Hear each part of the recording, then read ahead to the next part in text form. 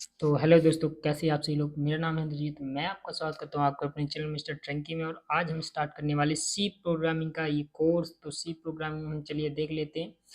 तो हम लोग सी प्रोग्रामिंग में शुरू से जीरो से हीरो तक का सफ़र करने वाले हैं। तो चलिए स्टार्ट करते हैं बिना किसी देरी के। तो सबसे पहले हम लोग यहाँ पर जान लेते हैं कि हमारा सी प्रोग्राम में प्रोग्राम होता क्या है। ठीक है, व्हाट इज़ प्रोग्राम। तो प्रोग्राम इज अ दोनों लाइन की यहाँ पर सिंपल सी एक डेफिनेशन है। Program is a set of instruction. It is a set of instruction, यानी कि ये बहुत सारे इंस्ट्रक्शंस का सेट होता है। ठीक है, यह हमारे एक प्रोग्राम कहलाता है।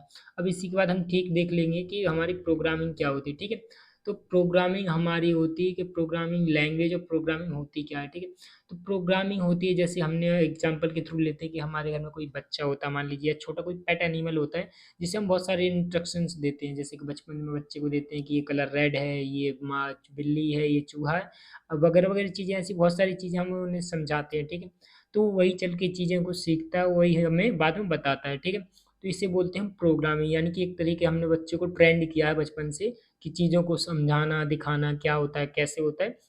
तो इसको हम प्रोग्रामिंग बोल सकते हैं। ठीक है, और प्रोग्रामिंग लैंग्वेज क्या होती है। तो इसी चीज़ का अगर हम सिस्टम में यूज करते हैं कि कंप्यूटर को कोई चीज़ सिखाने के लिए, बताने के लिए, तो उसे हम प्रोग्रामिंग लैंग्वेज कहते हैं। ठीक है, अब ये डिफरेंट तरीके की होती है, जैसे जावा स्क्रिप्ट हो गई, सी प्लस प्लस हो गई, पाइथन हो गई, एचटीएमएल हो गई। इस तरह तरह की हमारी प्रोग्रामिंग लैंग्वेजेस होती हैं। ठीक है, इसके बाद यहाँ पर प्रोग्रामिंग लैंग्वेज होती क्या है, तो यहाँ पर ये सेट ऑफ रूल्स, बहुत सारे रूल का सेट होता है हमारी प्रोग्रामिंग लैंग्वेज, यानी कि छोटे छोटे बहुत सारे रूल्स को बना के एक हमारी पूरी लैंग्वेज बनती है। ठीक है, अब इसके आगे चलते, तो how many types of programming language are there. ठीक है, तो यहाँ पर हमारी जो लैंग्वेज है वो कितने तरह की होती है, हम ये देखेंगे। तो हमारी सबसे पहले हमारी जो लैंग्वेज होती है वो प्रोसीजरल प्रोग्रामिंग लैंग्वेज होती है। ठीक है, जो होती है हमारी सी। अब प्रोसीजर प्रोग्रामिंग लैंग्वेज को अगर मैं बताऊं कि कैसे होती है, तो वो एक प्रोसीजर को फॉलो करती है। अब जस्ट एग्जांपल ले लेते हैं कि प्रोसीजर क्या होता है। तो मान लेते हैं मैंने एक प्रोसीजर लेके हमारे घर पे हम लोग चाय बनाते हैं। ठीक है, तो चाय बनाने का प्रोसीजर ऐसे होता है कि हमने बचपन से सीखा हुआ है कि पहले हम पानी डालते हैं, फिर पानी का चाय पत्ती डालते हैं, चीनी डालती है। ऐसी चीज़ें डाल के हमारी क्या होती है, जब हमारा पानी चाय पत्ती वो अच्छे से उबल जाती है, तो हम उसमें दूध डालते हैं। तो हमारे एक चाय बनाने का प्रोसीजर हुआ। ठीक है, अब हमने इसे स्टेप बाय स्टेप फॉलो किया है, तो हमारी चाय बन जाएगी। अगर हमने जैसे का कोई भी स्टेप मिस कर दिया या फिर स्टेप उल्टे कर दें, तो हो सकता है कि हमारी चाय ना बने, या हो सकता है कि हमारा वो टेस्ट आना चाहिए वो नहीं आएगा। ठीक है, तो इसको बोलते हैं प्रोसीजर। तो इसी के ऊपर एक हमारी जो लैंग्वेज है, सी लैंग्वेज, जो कि होती है प्रोसीजरल प्रोग्रामिंग लैंग्वेज। ये यानी कि स्टेप बाय स्टेप सारे स्टेप्स को फॉलो करती है, तभी जाके हमारी लैंग्वेज अच्छे से वर्क करती है, या फिर किसी चीज़ का अच्छे से आंसर रिटर्न करती है। ठीक है, तो दूसरी लैंग्वेज होती है हमारी ऑब्जेक्ट ओरिएंटेड प्रोग्रामिंग। अब ऑब्जेक्ट ओरिएंटेड प्रोग्रामिंग लैंग्वेज अगर मैं समझाऊं, तो ये होती क्या है। ठीक है, तो basically object oriented programming language में हर चीज़ एक ऑब्जेक्ट कंसीडर किया जाता है। जैसे मान लीजिए कार एक ऑब्जेक्ट है, यहाँ पर मेरे पास एक मेज है, वो भी मेज है, वो भी ऑब्जेक्ट है। ये माउस है, वो भी ऑब्जेक्ट है।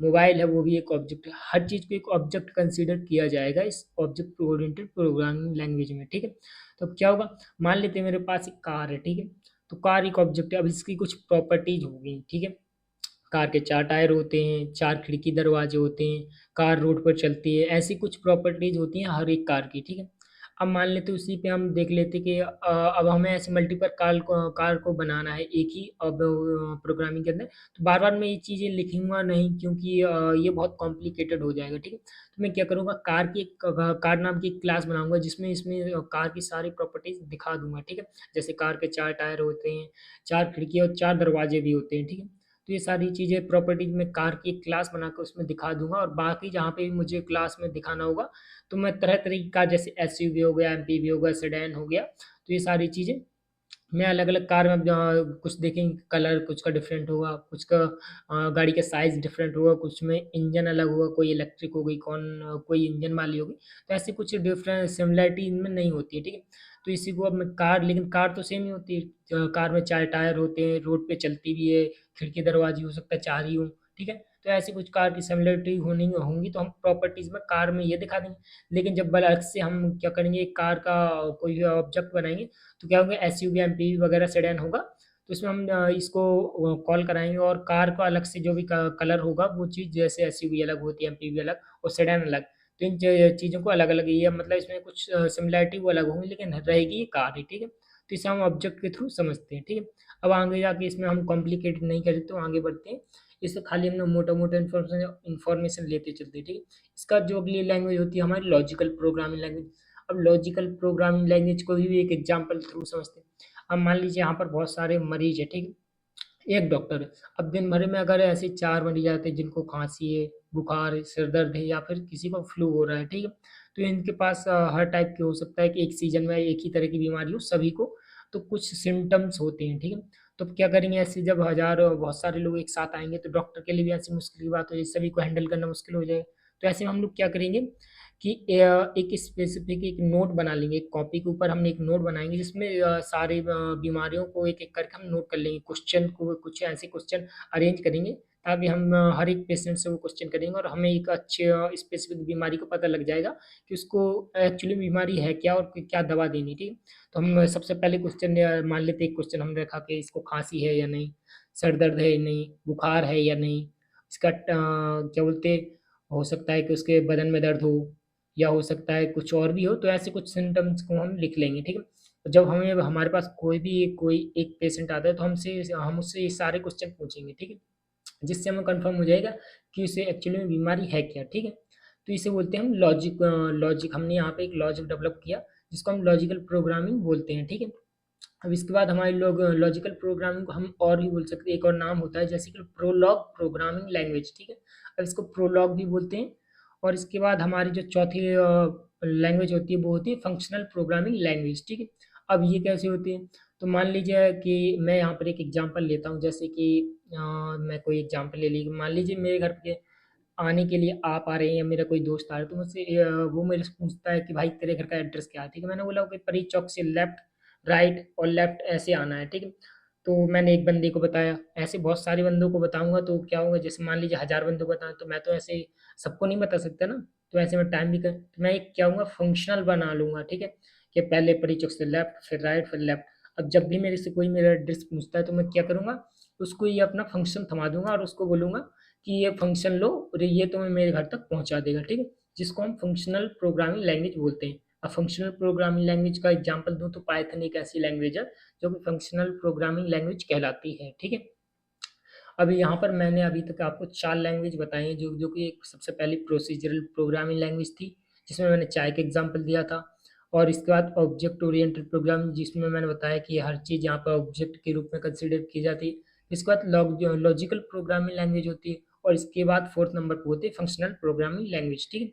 अब यहाँ पर तीनों, अब हमारी जो सी लैंग्वेज होती है तो हमने यहाँ पर पहले तो ये समझा कि प्रोग्राम क्या होता है, ठीक है, प्रोग्रामिंग क्या होती है, प्रोग्रामिंग लैंग्वेज क्या होती है, तीनों चीज़ हमने अच्छे से समझ लिए। तो आगे चलते टाइप ऑफ प्रोग्रामिंग लैंग्वेज हमने यहाँ पर अच्छे से समझी कि कितने तरह की प्रोग्रामिंग लैंग्वेज होती हैं। तो आई होप ये आपको समझ में आया होगा। तो सी प्रोग्रामिंग लैंग्वेज हमें क्यों सीखनी चाहिए और क्या क्यों जरूरी है, क्या फिर रिक्वायरमेंट है, ठीक है, और क्यों हमें डेवलप की गई है सी प्रोग्रामिंग लैंग्वेज, ऐसे कुछ क्वेश्चन आपके मन में भी आते होंगे। तो मैं सबसे पहले बता दूं कि ये जो सी लैंग्वेज थी वो सबसे पहले एक यूनिक्स ऑपरेटिंग सिस्टम के लिए डेवलप की गई थी, ठीक है। अब यहाँ पर समझ लेते हैं कि हमें क्यों सीखनी जरूरी है, तो ठीक है। तो C programming language very easy to learn है, यानी कि इसे एक जो हमारा यूजर होता है वो अच्छे से इसे सीख सकता है, बड़े आसानी से इसे सीख जाता है, ठीक है। और क्या होगा कि ये हमारी यूजर फ्रेंडली भी होती है, ठीक है। अब यूजर फ्रेंडली कैसे, कि ये बहुत ही आसान से इसके सिंटैक्स वगैरह या जो होते हैं जिससे आपको समझ में आता है, और जो आप इसे टाइप करते हो वो कंप्यूटर की लैंग्वेज को, मतलब कंप्यूटर को भी समझ में अच्छे से आ जाते हैं। अब क्या होता है कि कंप्यूटर हमारी तरह हिंदी इंग्लिश तो जानता नहीं है, तो क्या करते हैं हम लोग को एक कंपाइलर का यूज करते हैं, जो कंपाइलर क्या होता है हमारे लिखे गए कोड को 0 1 की फॉर्म में बदल देता है, ठीक है। उससे हम कंपाइलर से क्या होती है इजी टू कंप्यूटर के, यानी कि हमारे मशीन के लिए वो इजी हो जाता है समझना एक तरीके से, ठीक है। तो बीच में ट्रांसलेटर हमारा कंपाइलर हो जाता है, ठीक है। अब ये यूजर को इजी टू मतलब it is very easy to learn है, यानी कि हमारे यूजर को बहुत ही इजी से समझ में आ जाती है, ठीक है। इसका हमने बताया कि कंप्यूटर को हमें पता है कि कंप्यूटर को हमारी तरह हिंदी इंग्लिश तो समझ में आती नहीं, उसे 0 1 0 1 की फॉर्म ही समझ में आती, ठीक है। तो हमारा कंपाइलर उसे हमारे लिखे गए कोड को 0 1 की फॉर्म में बदल देता है और उसके बाद उस मशीन को वो कोड फिर से सॉल्यूशन करता है और उसके बाद फिर से हमारे कोड कंपाइलर हमारी लैंग्वेज में बदल के हमें देता है, ठीक है। ये काम होता है कंपाइलर का, ठीक है। अब यहाँ पर जो हमारी सी प्रोग्रामिंग लैंग्वेज क्या होती है, ये तो प्रोसीजर प्रोग्रामिंग है। दूसरा स्पेशल कैरेक्टर को भी, बहुत सारे स्पेशल कैरेक्टर को सपोर्ट करती है, ठीक है। इसके बाद क्या होती है, बाइनरी लैंग्वेज को मैंने बताया था, वही सेम यहाँ पर टेम्पलेट में दिखाया गया। अब आगे करते थे C programming language, it can be compiled on various compile computer platform, ठीक है।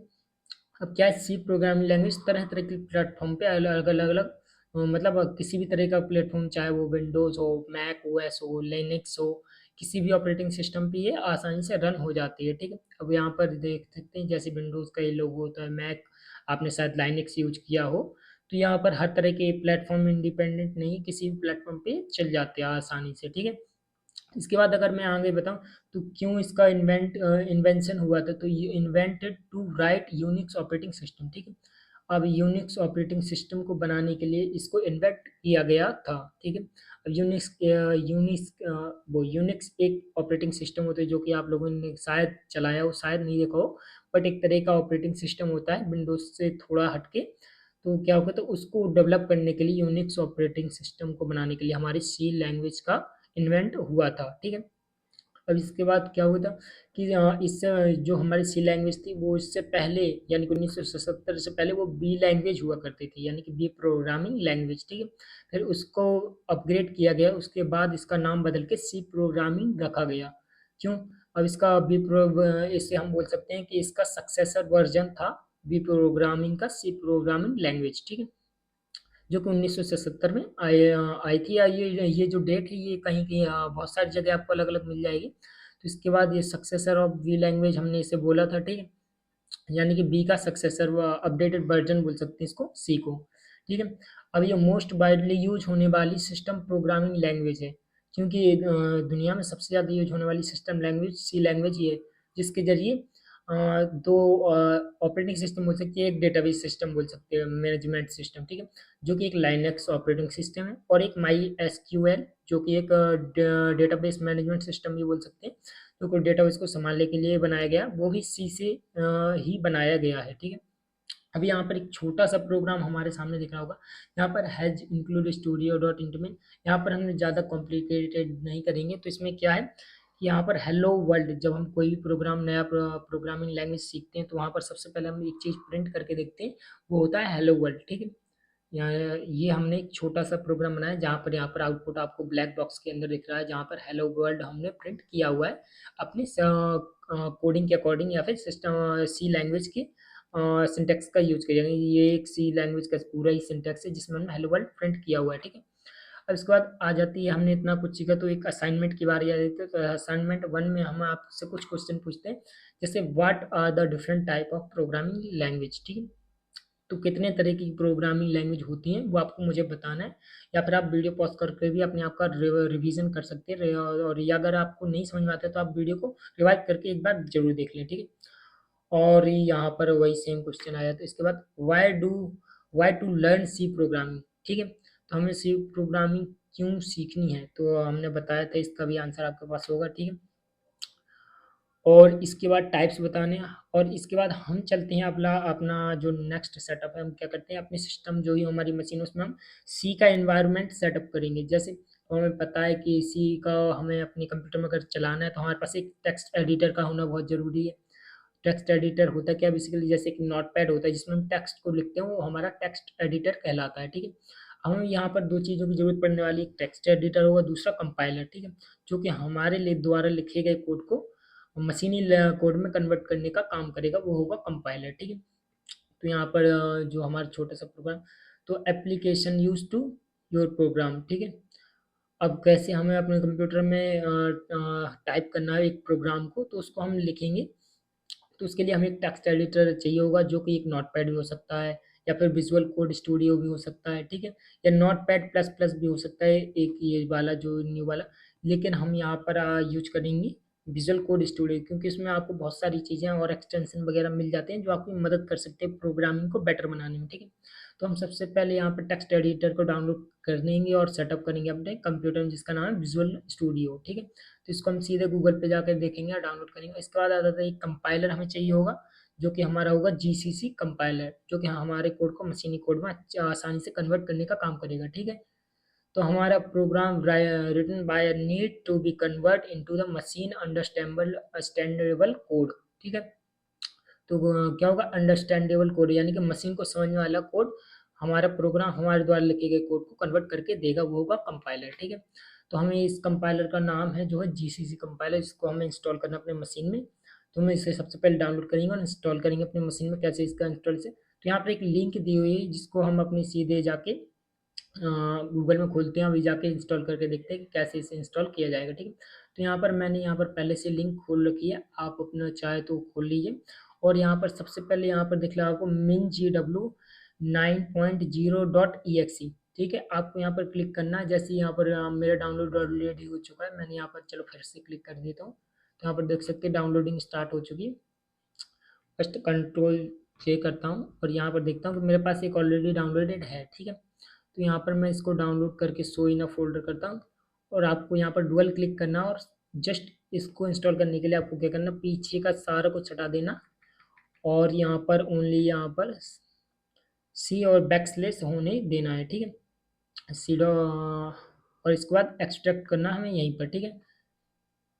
मेरे पास ऑलरेडी इसको यस टू ऑल कर देना है और यस टू ऑल करेंगे जैसे ही आप तो हो जाएगा। मेरे पास ऑलरेडी इंस्टॉल है तो मैं यहाँ पर नहीं करूँगा, बाकी आप यस टू ऑल कर दीजिए या फिर यस कीजिए और नेक्स्ट करिए, तो आपका प्रोग्राम क्या होगा, जो होगा वो एक्सट्रैक्ट हो जाएगा सी ड्राइव के अंदर, ठीक है। तो हम चलते आगे की प्रोसेस देखते हैं। तो जैसे हमारा प्रोग्राम हमारे सिस्टम में यहाँ पर इंस्टॉल हो जाएगा तो हमारे सी ड्राइव के अंदर वो यहाँ पर आ जाएगा और यहाँ पर आप देख सकते हैं एक फोल्डर क्रिएट हो गया जो कि min.gw करके है, ठीक है। इसको हम ओपन करेंगे और यहाँ पर एक बिन नाम का फोल्डर है, ठीक है। इसको भी ओपन करेंगे और यहाँ पर आपको पूरे एक पाथ दिख रहा होगा, इस पाथ पे हम एक सिंगल क्लिक करेंगे और इसको कॉपी कर लेंगे, ठीक है। मैंने इस पाथ को कॉपी कर लिया और फिर से जाएंगे हम लोग सिस्टम की होम स्क्रीन पर, ठीक है। यहाँ पर मैं देख सकता हूँ पूरा स्क्रीन है। अब यहाँ पर खाली जो स्पेस दिख रहा है यहाँ पर आपको राइट क्लिक करना है और यहाँ पर प्रॉपर्टीज में जाना है, ठीक है।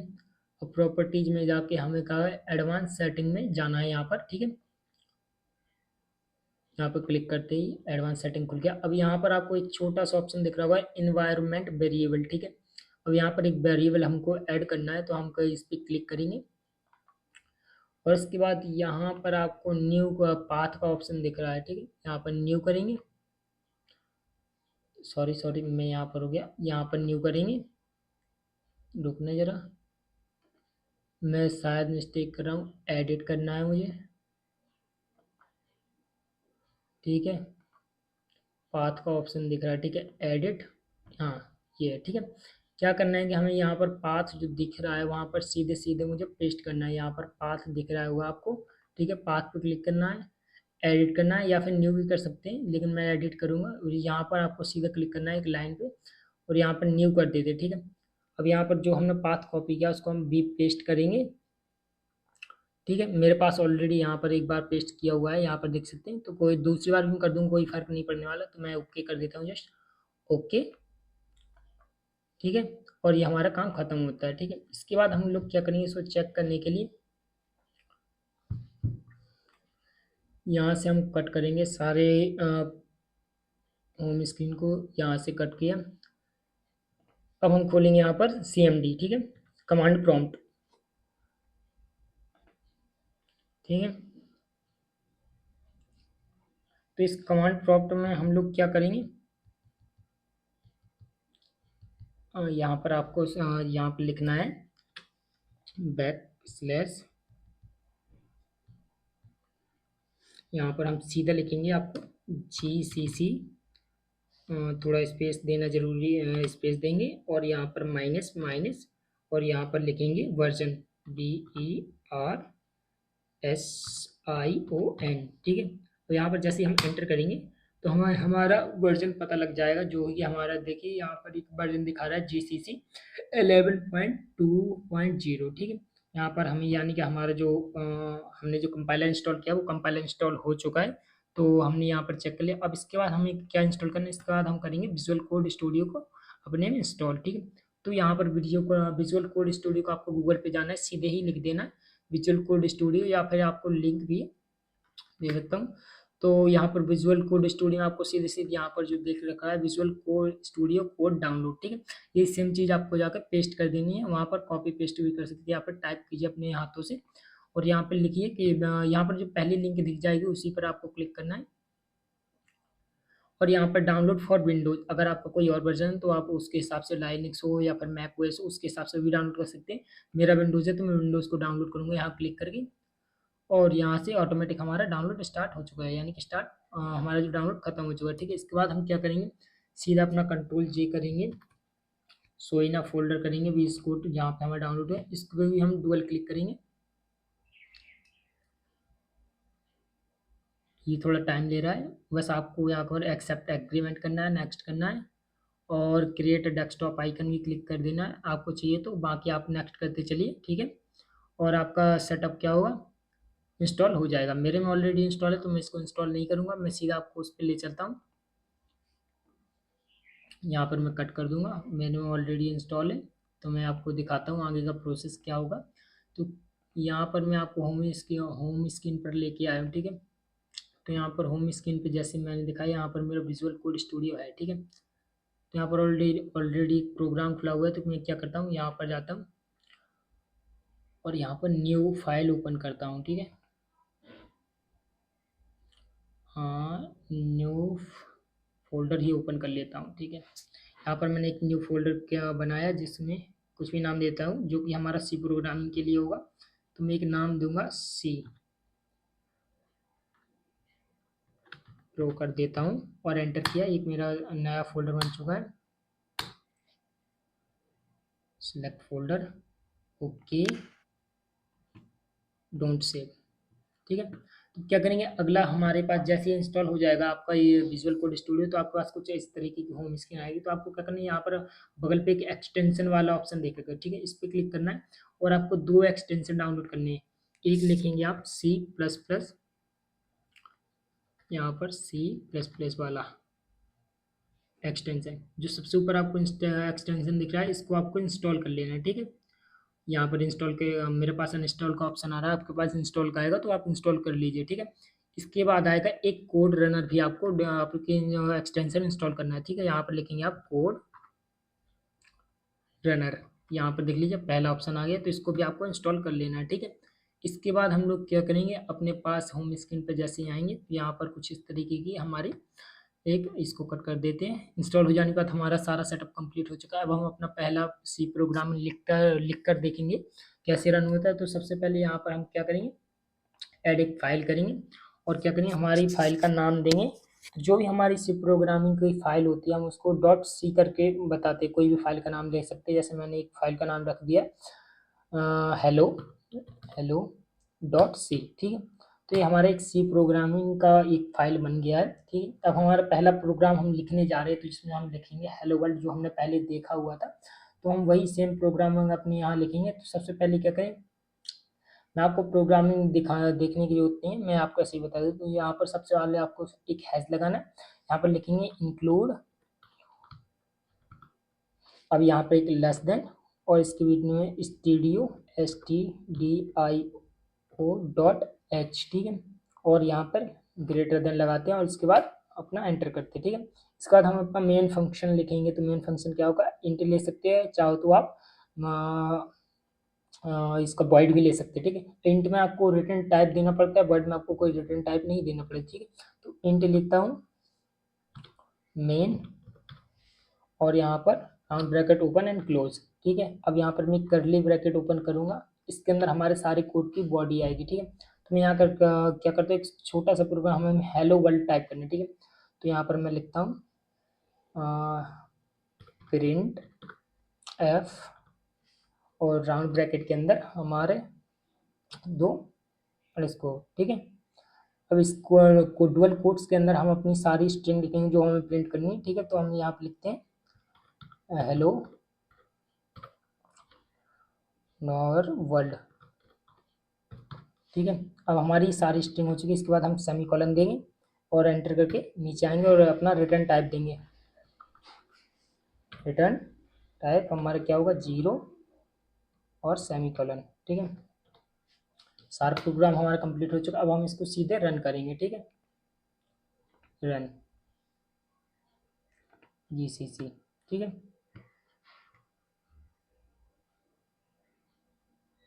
तो हमारा आप सीधे हमारा यहाँ पर देख सकते हैं, यहाँ पर प्रिंट हेलो वर्ल्ड, ठीक है।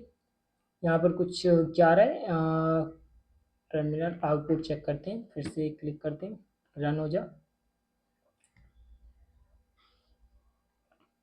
डिबग कंसोल में क्या दिखा रहा है, break point hello dot C. हम जरा अपने इसको चेक कर लेते हैं प्रोग्राम को जो हमने लिखा है, क्या एरर आ रहा है। तो सिंटैक्स एरर शायद नहीं होना चाहिए, हमने अपना प्रोग्राम अपना लिखा हुआ था। यहाँ पर हमारा program has include studio dot int main printf hello world return type 0 दिया है, ठीक है। हम ऐसा करते एक बार अपना कोड चेंज कर देते हैं, यहाँ पर रिटर्न टाइप 0 ना देके यहाँ पर इस फंक्शन को वॉइड दे दूंगा, ठीक है। सेव। जरा फिर से हम इसको रन करते हैं, देखिए यहाँ पर हमारा हेलो वर्ल्ड रन हो चुका है, ठीक है। यहाँ पर हमारा स्ट्रिंग पूरी स्ट्रिंग जो आ चुका है वो हेलो वर्ल्ड आ रहा है, ठीक है। अब यहाँ पर ऊपर कुछ क्या हो रहा था पता नहीं, लेकिन यहाँ पर हमारा जो है प्रोग्राम रन हो चुका है हेलो वर्ल्ड, ठीक है। तो हमारा आई होप आपको वीडियो पसंद आया होगा। हमारा आज का पहला प्रोग्राम रन हो चुका है, तो यानी कि आप आज सी प्रोग्रामिंग सीख चुके हैं। तो आपने एक नॉर्मल सी प्रोग्रामिंग यानी कि करना सीख लिया, जिसमें आपने हेलो वर्ल्ड, आप इसमें अपना नाम भी प्रिंट कर सकते हैं। जैसे मैं यहाँ पर नाम डाल देता हूँ अपना, आप अपना नाम डाल सकते हैं। मैं यहाँ पर अपना नाम डाल देता हूँ और यहाँ पर जस्ट सेव करता हूँ और यहाँ पर रन करता हूँ, ठीक है। तो देख सकते हैं कि मेरा नाम यहाँ पर प्रिंट हो चुका। तो इस तरीके से आप अपना नाम भी प्रिंट कर सकते हैं। तो आप आई होप आपको ये वीडियो पसंद आया। वीडियो पसंद आए तो चैनल को लाइक कीजिए, वीडियो को लाइक कीजिए, चैनल को सब्सक्राइब कीजिए और अपने दोस्तों तक इस वीडियो को शेयर जरूर कीजिएगा, ठीक है। तो मिलते हैं हम नेक्स्ट वीडियो में। उसके बाद हम आगे कि हम अपनी सी प्रोग्रामिंग जो भी स्टार्ट करेंगे, जिसमें हम बहुत सारी चीज़ें सीखेंगे, जिसमें हम तरह तरह के लूप सीखेंगे और हमारे अभी बहुत सारी हमें क्या बोलते हैं जो भी हमें बहुत सारे वेरिएबल्स को आपस में जो भी हम डिफाइन करते हैं, वेरिएबल कैसे डिफाइन करते हैं, वेरिएबल के बीच में सम एडिशन सब्ट्रैक्शन बहुत सारी चीज़ें आपस में सीखेंगे। तो चलिए वीडियो को कंटिन्यू करते हैं करेंगे, तब तक के लिए बाय बाय, मिलते हैं अगली वीडियो में।